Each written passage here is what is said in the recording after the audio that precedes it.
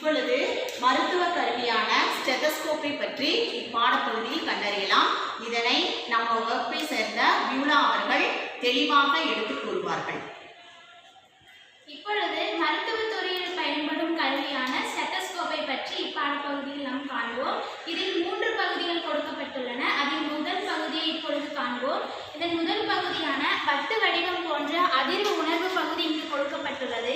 இதனுடன் இணைந்து ரப்பர் குழாயுடன் இணைக்கப்பட்டுள்ளது. அடுத்ததாக 3வது பகுதியாக 2 குமிழிகள் காதில் வைத்து கேட்பதற்காக கொடுக்கப்பட்டுள்ளது. இந்த 2 குமிழிகளை காதில் வைத்து மார்பின் மீது வைத்து கேட்கப்படும் பொழுது இந்த இதய துடிப்புகளையும் துல்லியமாகவும் நுட்பமாகவும் கண்டறிய இக்கருவி பயன்படுகிறது. 2 குமிழிகளை வைத்து கேட்பதனால் இதற்கு இரு செவி ஸ்டெத்தஸ்கோப் என்று அழைக்கப்படுகிறது. அடுத்ததாக ஸ்டெத்தஸ்கோப்பின் மருத்துவ பயன்களை இப்பொழுது கண்டறியலாம்.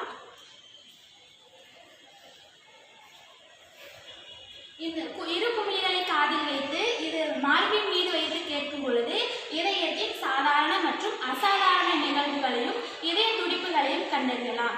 அடுத்ததாக நுரையீரல் நோய்களான நுரையீரல் வீக்கம், நுரையீரல் உறை வீக்கம் போன்றவற்றை இக்கருவியின் மூலம் கண்டறியலாம். அடுத்ததாக இதயம்,